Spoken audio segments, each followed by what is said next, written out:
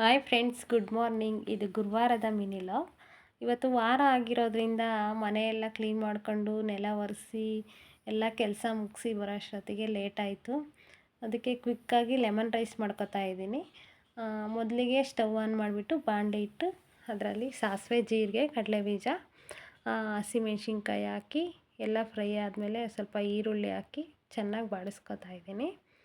ಅದಾದಮೇಲೆ ಸ್ವಲ್ಪ ಉಪ್ಪು ಹಾಕಿದೆ, ಅಂದರೆ ಬೇಗ ಬೇಯಲಿ ಅಂತೇಳ್ಬಿಟ್ಟು ಉಪ್ಪು ಹಾಕಿದೆ.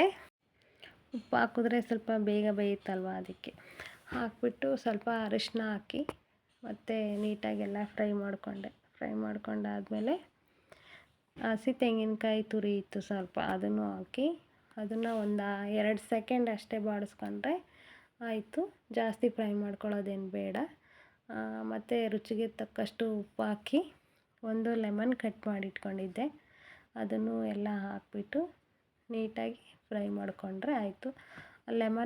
ಲೆಮನ್ ಹಾಕ್ಬಿಟ್ರೆ ಆಮೇಲೆ ಸ್ಟವ್ ಆಫ್ ಮಾಡಿದ್ರೆ ಆಯಿತು. ಲಾಸ್ಟಿಗೆ ಕೊತ್ತಂಬರಿ ಸೊಪ್ಪು ಹಾಕಿದ್ರೆ ಚಿತ್ರಾನ್ನ ರೆಡಿ. ಮುಂಚೆನೇ ಅನ್ನ ಮಾಡಿ ಇಟ್ಕೊಂಡಿದ್ದೆ.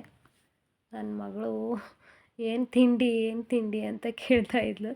ಚಿತ್ರಾನ್ನ ಅಂತಿದ್ದೆ. ಅದು ಚಿತ್ರಾನ್ನ ಅಂದರೆ ಚಿತ್ರಾನ್ನ, ಅದರಲ್ಲೆಲ್ಲ ಈರುಳ್ಳಿ ಇದ್ದರೆ ತಿನ್ನೋದೇ ಇಲ್ಲ, ಎಲ್ಲ ಹಂಗೆ ಸೈಡ್ಗೆ ಎತ್ತಿಕೊಂಡು ತೊಗೊಂಬರ್ತಾರೆ.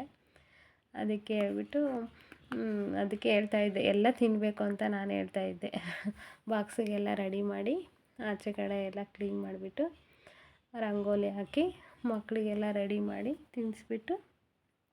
ತಿನ್ನಿಸಿದಾದ್ಮೇಲೆ ಸ್ವಲ್ಪ ಪಾತ್ರೆ ಇತ್ತು, ಪಾತ್ರೆ ಎಲ್ಲ ತೊಳ್ಕೊಂಡು ಅವ್ರನ್ನ ಸ್ಕೂಲಿಗೆ ಬಿಟ್ಟು ಬರಬೇಕಾದ್ರೆ ಪೆಟ್ರೋಲ್ ಹಾಕಿಸ್ಕೊಂಡು ಮತ್ತು ಹೂವು ಇರಲಿಲ್ಲ, ಹೂವು ತೊಗೊಂಡು ಬಂದಾದ್ಮೇಲೆ ಇವತ್ತು ಖುಷಿ ವಿಚಾರ ಏನು ಅಂದರೆ ನನಗೆ ರಾಯರು ಪ್ರಸಾದ ಕೊಟ್ಬಿಟ್ರು. ನನಗೆ ಅದೇ ಖುಷಿ.